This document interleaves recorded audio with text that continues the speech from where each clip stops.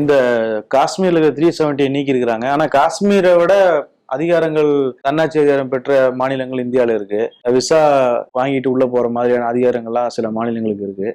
அந்த மாநிலங்களுக்கு இதே மாதிரி ஒரு நிலை ஏற்படாம ஏன் காஷ்மீரை இந்த முதல் முறையா இந்த நடவடிக்கை எடுத்துக்கிறாங்க? காஷ்மீர் காஷ்மீர் மட்டும் இவங்க தனித்து பார்ப்பதற்கான காரணமே என்னன்னா இஸ்லாமியருடைய அந்த மக்கள் தொகை தான். இவங்களுக்கு இந்திய இந்திய தேசியம் என்பதே அடிப்படையில என்னன்னா ஒரு ஆரியத்துவம் அடிப்படையில ஒரு பார்ப்பனத்துவம், அதனோட பிராமணத்துவம், அதுல இருந்து ஒரு ஆரியத்துவம். அவங்க என்னன்னா ஒரு இஸ்லாமிய விரோத சிந்தனை என்பதுதான் இவங்களுக்கான அடிப்படை.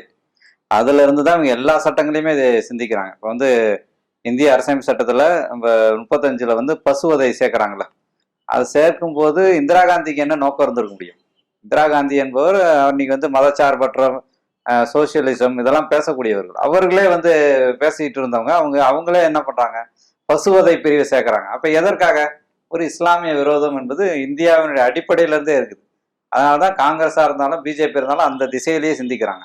அதனாலதான் காஷ்மீரை தொடர்ந்து குறி வைக்கிறாங்க. காஷ்மீர் என்பது அவங்க ஒரு இஸ்லாமியர் தேசம் என்ற ஒரு பார்வையில இருந்தே அதை பாக்குறாங்க. நாம அடிப்படையில அது இஸ்லாமியர் தேசமா இருக்கலாம், அது அவங்க மதம் சார்ந்து இருக்கலாம். ஆனால் அது காஷ்மீரி மக்களுடைய தாயகம், காஷ்மீரிகளினுடைய தேசம். அங்கு காஷ்மீரி என்ற மொழி தான் எல்லா இடத்துலையும் பேசப்படுது. இப்போ அந்த இடத்துல அந்த இஸ்லாமியர்கள் பாப்புலேஷன் மட்டுமே பார்த்து தான் இவங்க மற்ற மாநிலத்தை விட அதை ஒடுக்குறாங்க.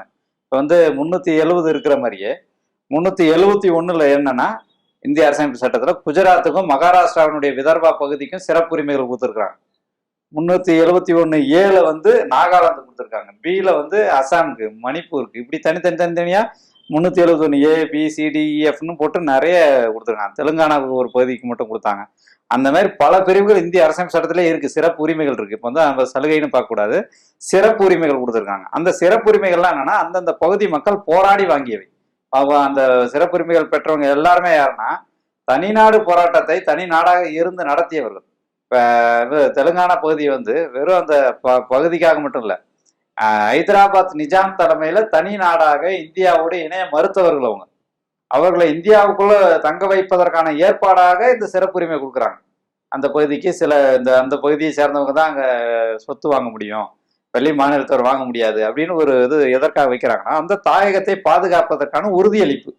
அதை தான் அந்த 371A இருந்து D வரைக்கும், E வரைக்கும் இருக்கக்கூடிய எல்லா பிரிவுகளும் சொல்லுது. இப்போ இந்த மாதிரி எல்லா பிரிவுகளும் பல பிரிவுகள் பல மாநிலங்களுக்கு பல தேசங்களுக்கு இருக்கும்போது காஷ்மீருக்கும் அந்த மாதிரியான ஒரு பிரிவு இருக்கு. ஆனா மற்ற மாநில பிரிவுகளை விட இது உறுத்துவதற்கான அடிப்படை காரணம் இஸ்லாமியர்கள் அங்க பெரிய அளவுல அந்த உரிமையில அனுபவித்து வருவதுதான். அந்த இஸ்லாமிய தேசம் என்பது அப்படி இருக்கக்கூடாது, எல்லோரும் வாழக்கூடிய ஒரு கலப்பின தேசமாக அது மாறி காஷ்மீரி மக்களுக்கான ஒரு தேசம் இருக்கக்கூடாது அப்படின்ற ஒரு கருத்துலதான் பிஜேபியும் காங்கிரஸும் அதை சிதைக்கக்கூடிய வேலைகளை தொடங்கினா இன்றைக்கு அதை பிஜேபி முடித்து வைத்திருக்கு.